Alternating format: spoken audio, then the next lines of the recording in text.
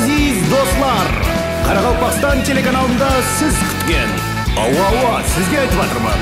Ham kulku qumar tomoshabinlarga arnalgan hazilkesh ko'rsatuvi. Bugungi ko'rsatuvimizda yaxshi, o'zingiz ko'rib olasiz. Demak, hazilkesh kutib oling. Yumorbek. Rahmet. Hozir men Shimbayda edim, keyin Nukusga borgandan keyin o'zim chiqaman. Yaxshi. Kechirsizlar. Assalomu alaykum aziz do'stlar, Qaraqalpaqstan telekanalida hazilkesh ko'rsatuvi. Endi tushunasiz, telefonsiz hozir o'mirda ko'z oldiga keltiruvning o'zi qiyin-da. Uyali telefon deb aytamiz-ku, uyali telefon odamzodning xaltasini uyoq o'rnatgan ekan-da. Aslida o'yatadigan telefon, kechda uxlaydigan bo'lsam birinchi ko'rpang ishga kiramiz, undan keyin telefonni ishga kiramiz, keyin budilnik qo'yib uxlaymiz degandek. Sonda hozir odamlarning ayrim odamlar bor jamiyatimizda. Ularмен yüzbe-yüz сөйлескеннен ko'ra telefondan сөйлескен ансатырақта ular. Baxtiyor Жұматаев deb aytпай qo'yayын endi o'zim. O azalgach ол telefondan bo'sh vaqtlari qo'shiq aytadilar bor ekan-da, ammo sonday. Endi arasında da bir yerga borsak ham stolning üstüne birinchi bo'lib telefon chiqarib qo'yamiz, birlari жағдай so'rasib, assalomu alaykum, qalaysiz, ahvollar qalay deydi. Hozir qalaysiz, qaysi nomerda yuribsiz deb so'raydim bo'ldi. Ikkinchi so'rov shu telefon turali bo'ldi. Odan keyin menga gudok to'sta deydi, yozib olaman deydi. Bularni qo'ng'iroqlasamiz, сөйлесеміз, бірақ ол жерде сөйлеспейді, кетеді. Qaytib сөйлеспейді. Енді бір көріскенде қалай, баяғы номер десең бе, болды, сөйлесеміз, және жоқ. Осы өмір өзі сондай да. Мысалы, бір маршрут Дамасқа мінсең ham бір қорқып қаласаң да, ол Дамас айдаушы бір қол телефонда, бір қолымен жаңағы қайтымын беріп жатыр, жолақының. Ол қайсы қолымен машина айдап бара жатыр деп ойлайсың да. Ол шығанақ бәрін дейді екен да, оларға негізі рахмет айтамын да оларға. Олар үлкен сауап қылады екен. Себебі ана Дамаста отырған 7 адам тәубесіне келіп, Алла деп отырады екен да. Оларға үлкен сауап. Демек, аз бір бізге SMS келген, режиссердан екен. Көп сөйлей бермей баста деп жатыр. Демек, біз hazilkesh ko'rsatuvi не қыламыз? Ой, рахмет.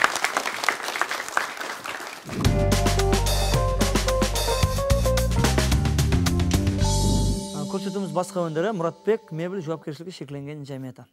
Жаңла қобыз асірлердің гуасы. Қарақалпақ сазларының сағасы, қайтқан қаздай қаңқылдаған үніңе шадлық құйған жаңа заман дүниясы. Демек, ендігі мейманымыз Қарақалпақстан халық жырауы Бақберген Сырымбет. Ассаламу алейкум. Ва алейкум ассалам. Мақсат қалай? Yaxшымысыздар, хармаңлар. Мінекей Мақсатжан халықты жинаған екенсің, мен келесілі Дастанға түсетін шығарман десем, әзілесейін деп шақырған десің. Әзілің жарасын, мінекей сізге де табыстар тілейміз. Енді бір майдан анық шақырғаннан кейін, мұрат еткеннен кейін, мұрат бар жерде ірат бар дейді.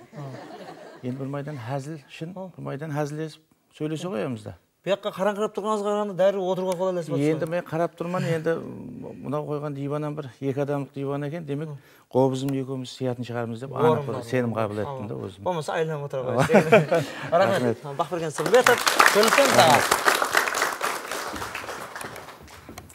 Қош келіпсіз. Рахмет. Сіздерге де табыстар. Рахмет. Кейфиетлер қалай? Жақсы, мінекей, сізіңмен бір сөйлесейік, көріңлесейік, сұраған затлар болса айтайық деп келатқанымыз. Рахмет. Берекет табас. Рахмет. Енді негізі жырауды күтіп алған уақытта қатты шапалақ ұрамыз да, негізі бірақ бұл таның қалмай тұрған себебі жырау деген уақытта біздер шартты түрде шөгірме, үстінде шапан, сонымен тек сіздің азыр жырау екеніңізді қобызыңыз дәлелдеп тұр аға. Ақиқатында да мінекей Мақсат бір көп жерлерге барамыз, сахнада жырау болғансын, енді бұл жерде қазіргі заманауи қылып жаңағыдай келтүй жеңмен, ямаса басқа жатпен шығу енді сәл қолайсыздау болады. Оған енді милли инструмент, милли аспап болғаннан кейін бұған бәрібір шапан керек, шөгірме керек, жаңағыдай бір мәсік әлеуші керек дегендей. Сол нәрсемен шыққаннан кейін біздерді көп адамдар сәл жасы өткен үлкеулеу адам екен ғой деген түсінікке біздерге барсағам, сіз сол жап жасақ екенсіз ғой деген нелерді айтады да, бірақ ақиқатында да мінекей ондай бір елі бір 60-ға шығып қалғамыз жоқ, 70-ке. Елу өкдес. Енді сондан бір 12 жас кішкентайымыз айтқанымыздан. Болады. Енді Бақберген біздің журналистердің өзі дәстүрге айланған сұрау бар ғой. Бұл кәсіпке қалай кіріп келгенсіз деп. Мен соны пайдаланайын деп тұрмын. Қалай кіріп келдіңіз? Енді бұл нәрсе бір қызық нәрсе болды. Сол мектепте оқып жүрген ағымда, мінекей осы мына жас балалардай уақытымыз, мектеп жасында сол 15-16 жасар уақытым. Сол уақытта енді біздер осы жаслардай, қазіргі жаслар көбісін айтамыз ғой, мынау эстрадаға беріліп баратырыпты, заманауи қосқылар тыңлайды деп. Енді біздер сондай бір ретінде бір қосқылар тыңлағанбыз. Уақытта енді сол магнитофон деген нәрсенің өзін біреулерде бар, біреулерде жоқ. Жаңалық болып атқан уақытлар. Соқта сол тебесін жатқан жер жақ болсын, әкеміз өзіміздің жақсылық сырын бетіп, сол қызығып жүргенімді көріп, балам деді, қобыздан бір нама үйренсең, бір магнитофон әперейін деп жүрме саған дегеннен кейін, бұл нәрсенің өзі үлкен түрткі болды. Сонысын дәрі сол әкеміздің қобызын сол өз жауағында үйдегі сол фонетикасынан пайдаланып, бір-екі наманы әйтеуір шете алмасағам, жойып барлаған болдық. Соның арасында бір жас бала уақытында ритм деген магнитофонды болып, әне сонынан басылап жыраушылық өнеріне қызығып кеттім. Ақиқатында да сол біріншіден ұстазыма рахмет, осы нәрсені өнерді үйреткен, һәм және сол ритм магнитофонына да рахметтер айтып қоя жақпанда. Демек, магнитофон сізді ұстарауға алып келді? Ұстарауға негізінде алып келген сол. Негізінде сол ұстазым, әкем қобыздың сырларын үйретті. Магнитофон ритмге де рахмет етеміз. Шапалағырамыз, ритммен үйретті. Біз енді кітапларда оқимыз, естеміз, жыраулар бұрын дастан атқарған уақытта таңға шекем тынбай бір ақшам атқарып таңға шекем бір дастанды айтады. Естіңіз ғой, сөйтіп, мен естігенмен. Сол гәпті естігенмен. Сіз бір таңға дейін жырлаған уақытларыңыз болды ма? Енді таңға дейін жырлап, енді қазіргі уақытларда көп адамдар жұмыстан қалдыра қойымыз жоқ та. Бірақ дегенменен сол тыңлаушыларды ретінде сол күн батқаннан сол ярым ақшамға дейін айтқан күндеріміз болды. Енді соқта бір жұмыстан шаршаңып жүрген адамдар болатын шығарды, ұйқылан қарап қалады. Соның арасында тыңлап отқан адам азаят, сондан кейін әсен жинастырып біздерім қайта береміз. Ұйқылап қалар тұрың, орныңыз қалап жатын деп па? Телевизорды өшіріп жатын деген дейді балам, Едіге дастан жырласа жауын жауады дейді. Соның рас өтіргі қалай? Енді едіге дастанын жырлағанда жамғыр жауады деген бұрыннан әфсаналар бар. Ақиқатында да бұл енді бір жауда тұрған құдірет емес шығарда, дастандағы тұрған құдірет екеніне анық көзім жетеді. Себебі бір нәрсенің куәсі болдық. Ерте емес 2009 жылдары алжаспасам, Ташкенттен бір режиссеріміз келді, Дауран Абдуллаев деген. Ол кісі өзі сол едіге дастанын жүдә оқыңқырап, көп қызыңқырап жүрген екен. Ақиқатында сол едіге дастанды айтсаң жаңбыр жаба ма? Деп өзі сәл сенің кірмей жүрген екен да. Һәм сол нәрсені жабатынына анық өзім бір барып көрейін деген бір мақсатты емес шығарды да, бір едіген сондай бір Өзбекстан аймағында бір Қарақалпақтың сондай бір едіге дастаны бар деп көрсету жақ болған шығарды. Бірақ сол кісі недір бәһәрде емес, күзде емес, Саратанның ыстысында келді. Тап, жауын жаумайтын. Жауын жаумайды. Июльдің қақ ортасында келді. Июльдің ішінде бір жауын жауып кетуан бір әмірі мәхал. Әмірі мәхал. Ол 5-6 жырау жырлап отырсаң, бұл жауын жаудыру қиын. Сондай, бірақ еді дастанның бір құдіреті шығар. Сол Кегел районында болып өтті. Сол дастанды жырлаған айтып атқан ағамызда енді бұл кісіде бір айтылып келе берді. Дастанды жырлағанда едіге дастан жырласа жаңбыр жабады. Енді бала бүгін жабар ма екен бала. Бір абырай бере қойса болар еді бізге де деп. Сонымен кешкі сағат 7-де дастанды басылап жібердік. Енді бір дастанның құдіреті бізге де қарасқан шығарды. Кегелді отырсақ, сол күн батар беттен етектен ғана бір шақмақ шағып бұлтылар келатырмай еттім. Бүгін қарасайын деп тұрған шығар, бір абырай берейін деп тұрған шығар. Сондан сол 11:30-12 боламан дегенше ярым ақшам тас төбеге келіп жаңбыр жапты да. Мен айттым, ой бала, дастанның құдіреті, ақиқатынан құдіреті дастан екен ау. Демек, сол едігені жырласақ, келешекте де кем болмайтын шығармыз деп, мінекей әйтеуір едіге дастанды өзіміз жырлап жүрміз.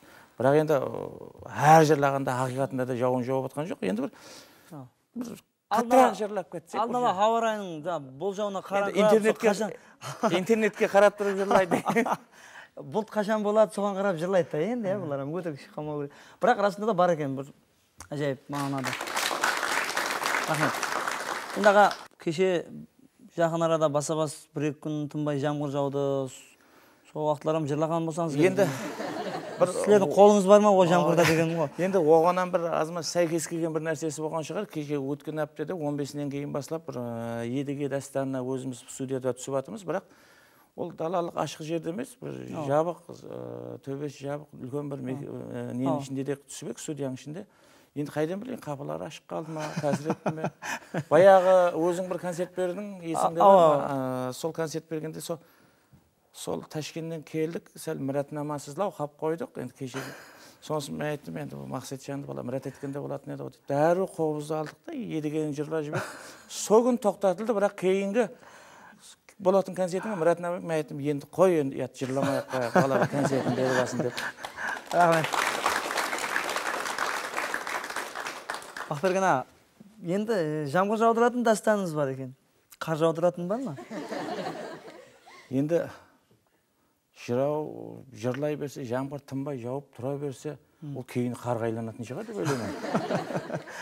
Жақсы, енді дастан ол азғана шығарма емес. Жүда толық оқып шықпағанмен көлемін білеміз. Әрқайсысы бір кітап дастанның. Енді о дастанның бәрін айту үшін үлкен яд керек. Сол, мысалы, біздер жапатта отырып бір үлкенірек уақияны айтатын болсақ, сөйтіп одан кейін мынандай болған екен деп атырып іркіліп қалып айтпақшы, одан алдын мынандай уақия болған деп қосымша қылып кетеміз ғой, ізге қайтып.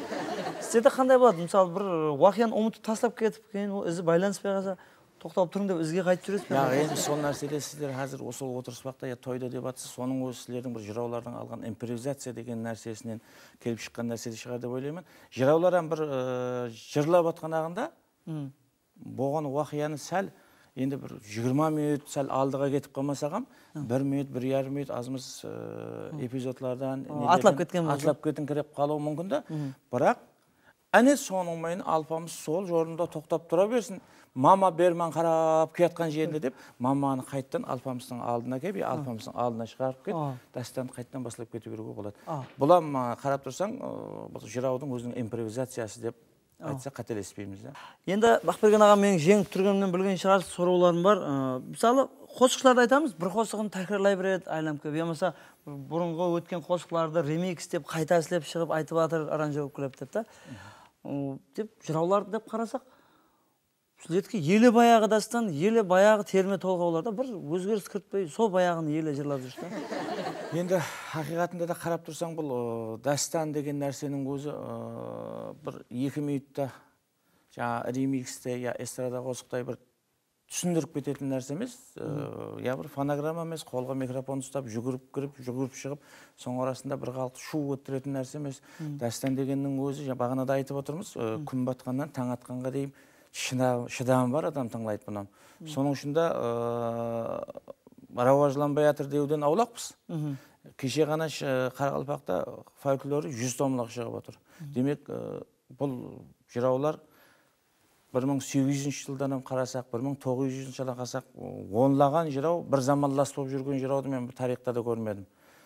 Демек, бұрыннан сіздер өзі аз санлы? Аз санлы болған. Енді жиен жырау, жиен жыраудың заманында да, мәселен, қияс атамлардың заманында қала берсе, ұзаққа кетпейтін болсақ, кеше ғана 1900 бен 2000 жылдың арасындағы өз санаулы жырау болған. Енді біреу-біреуінің дәуіріне, заманына туғыр келмесе де, екеу-екеуден болған. Айтатын болса, қияс жыраумен содан заманлас 1,5 жыраулар болған. Енді қазіргі сол 50-ші жылдың бер жағында Жұмабай жырауменен жақсылық жырау екеуі заманлас болған. Демек, елі эстрада қосықшыларындай 50-100 болып жүрсек, біздерім енді азған талпынармыз, бірақ дегенменен мұна 100 томлық фольклорды елі жырлап болатындай Қарақалпаққа елі жырау жетістіре алмадық деп ойлаймын. Демек, ол таза нәрсе жаратуымыз, сол бар ескі нәрсенің өзін берман келешеге ойлатқа жеткізіп. Сол ата-бабамыздан кеткен дастарлардан еліге жырласақ, Құда қалесе, соң өзі бізге балай жыраулар үшін үлкен нәрсе. Болады, жақсы. Енді айтамыз қазір, жастарымыз заманы көйлесіп, сырт ел эстрадасына көбірек қызығады деп. Енді жастарды терме толғау, дастанларға қызықтыру үшін оны сәл басқаша ұсыларын көріп шығуға болмады ма деген. Мысалы, бас бетін бір басқашалау қылып әкеліп тұрып өзбектің алфамыз деп басылап жіберсең, иә? Енді жастылар деп атырмыз. Жастыларам бара-бара қазір жаман емес, тыңлап келатырыпты. Европа бетіне келетін болсақ, біздің қазір бақсыларымызды, жырауларымызды ол Европа мемлекеттерінде шақырып тыңлайды. Демек, бір уақытларда сол Европадағы жастар қазіргі біздің күніміздегі жастарындай бір сол эстрадаға, ямаса қазіргі мына ремикслерге қызығып, ендігі сол қауырлыдан шаршаған мейлер. Соң үшін ендігі жағында жырау бақсын тыңлап, бір майдан сол ақайымдасқысы келеді. Демек, мен ойлаймын, қазір біздер жастарды бір эстрадаға қызығып баратырыпты, ремикслерді тыңлағысы келіп баратырыпты дегеннен аулақ болайық та, бірақ бұларам құларсы келешекте жырауды, бақсыны тыңлайды деп сеніп қалсақ болады. Онда мен музыкантлардан, қосқыштардан бір өтініш етер едім, көріп отқан болса, сол ремикс, ударник дейміз ғой, қатты думпуш-думпуш көбірек музыкаларды күшейте берсе, жастар өздері әстен шаршап, қой, тыныш баяғы бақсы жырауымызға қайта қояды. Өздері шаршайды, жақын арада.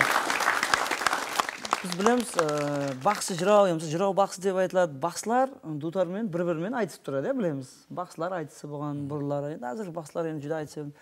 Ал жыраулар бір-бірімен айтысқан ба? Яқ, жыраулар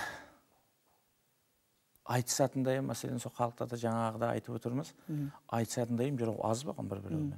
Негізінде бұлар қайсысымен айтысады. Бір заманда 100 жылдықтың ішінде бір 2-3 болған болса, оның ішінде халықтың ішінде тойы беріп жатқан болса, біреу тақта көпірде, біреу Шымбайда, біреу Қожелде жүрген болса, бұлардың басын жинап 4 район бір жерде той бермейді ғой, иелер. Сондай 4 районда жүргеннен кейін бұлар бір-бірін көруан бір қауым пісікте, ямаса көректерімде дегендегідей сонда бір көріспесе, бұлардың көрісуам. Соң үшін бұлар жырауларымыз айтыспаған, бақсыларға қарағанда жырауларымыз аз болған десек те қателеспейміз. Жүде бір-бірінің көңіліне тиіп айтысып қала бермеген десек, жақсы, ажайып. Енді жақында шыққан қосқышларға шекем, енді екі қос шығарады да, сөйтіп амфитеатрда халық жинап та. Кеше бір қызықшыларам концерт берді деп естік. Ол ма жыраулардың концерті деп естіп көрмеппіз да. Жыраулардың концертін біз енді бір ойланып қарап жүрміз. Бір жырау, екі жыраудың өзі, мәселен, 1 сағат, 1,5 сағат концерт беретін болса, қазір жаллы атқару керек оны. Жаллы атқарғаннан кейін қазіргі енді бір нәрсеге асыла кеткен болмайық та, бірақ эстрада деп атырмыз, фонограммадан пайдаланбайды ақиқатында да жыраулар, бақсылар. Соң үшін біздер ойлап отырмыз, енді бір жаңа ғана бір 4-5 болып атырмыз жыраулар. Қазір 2000 жылдың ар жағы 90 жылдан берден қарап есаплағанда 5 болып атырмыз. Демек, оллаған болып қалсақ, құда қаласа жыраулар концертін 1,5 сағат, 2 сағат қылып концерт береміз деген ниеттеріміз бар. Рахмет. Барамыз ғой? 30 адам тайын, қасына бір 970 адам болса, сол 1000 адамдық зал толады. Енді жаңа фонограммамен атқармаймыз, қазір сөйлеп отқаныңыздан жалынды ғой онда, иә? Енді хақиқатында да, енді микрофон қойылған. Hazır oyunda. Sorau, негіз қобыз деген аспап бар, не сіз шеріп жүрсіз. Шын қобыз дейді. Ол шын қобыз екен да. Сонда сіздің қобыңыз не, өтірік қобыз бар? Яғы енді шын қобыз болғанда ол бір дауысы шыңылдап, ұзақтан, алыстан естілетін болғаннан кейін бір шын қобыз болған шығар. Енді бұл жақта бұл шын қобыз емес, қыл қобыз деп айтылады бұлар. Бұл қыл қобыз? Қыл қобыз болып айтылады. Бізде де сол ертедегі де, қазіргі дәуірде қобыз болып кеткенменен, бізге де сол қыл қобыз болып атылатын болған. Егер ол шын қобыз болатын болса, бізге қыл қобыз. Сәубетіміз барысында, қазір кеш көрсетімнің бұл реткі санында мен түсіндім. Жыраушылық ол ұлы өнер, ескі жол. Енді әзілкешілік сәл жеңілдеу болып келе береді, бәрі енді. Бірақ дегенмен мен не деймін, қобызым не дейді дегендей, жыраумен әзілкештің жүдә әлпалысып кеткен білмеймін, мен өзіңіз баға бересіз. Бірақ студияда қобыз бар, демек оңам өзінің атқаратын вазифасын біліп тұрыпты. Қобызыңса маған қарап тұрды, маған кезек келмес пе дегендей. Бір Бақберген жыраудан бір жырлауын бір өтініш етсе қалай болады? Ажайып, иә? Рахмет, Мақсет, мінеке қобыз бар деп атымыз. Сахнаға келгеннен кейін бір қобыз болғаннан кейін бір қосық айтып беру біздің вазифамыз. Енді Алпамыс дастанынан айтып бере қояйын. Мақпалдан сайлап дор білдім, кішіміштен сайлап жем бердім. Жеміңді қашан кем бердім, не көрдің қарағат, не көрдің деп тұрған жерін айтып бере қояйын.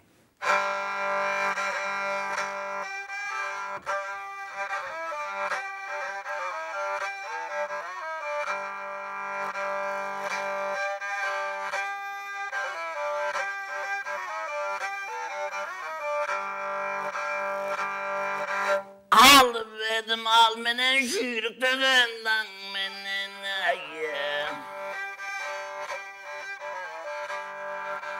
alpas tuğan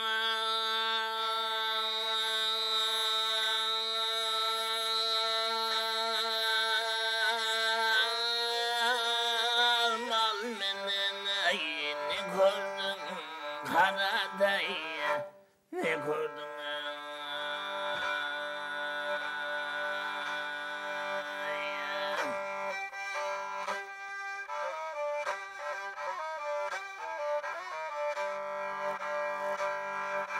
Aladaklardan asmaysan, omurava köpük şaşmaysan.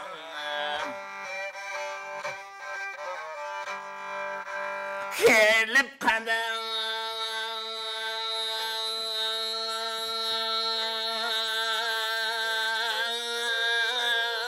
basmaysan, ne gördün karaday, ne gördün.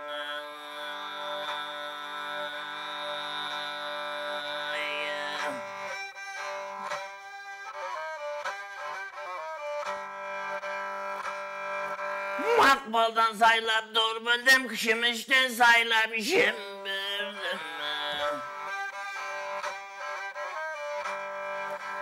Şimindi kaşan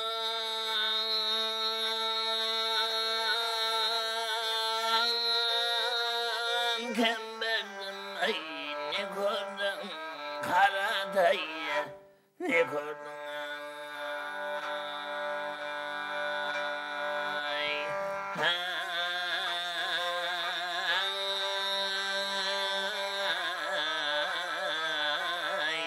Ne gördün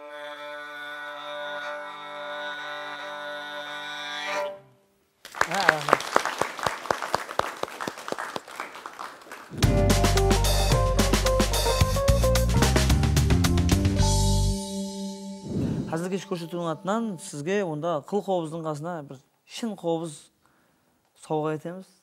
Сол қызларыңыз мінезіңізді елде давам етеді. Өзі шын болғанмен кішкене бар екен өзі шын қобызда. Бұл лайым сол қызларыңыз ата жолын қуып, мінезігіміз давам етіп, сол қыл қобыз болмаса да қыз балаға жарасатын шын қобызды шертіп мінезіп давам етсін. Сізге көрсетудің атынан сауға. Деп көрсеткен. Сіздердің жұмыстарыңызға табыстар. Осы әзілкеш көрсетуіңізге үлкен табыстар тілеймін. Рахмет. Бүгінгі мейманымыз Қарақалпақстан халық жырауы Бақберген Сырымбетов еді. Рахмет. Рахмет. Осының бүгінгі көрсетуімізге жұмақ. Көріскенше саламат болың. Рахмет.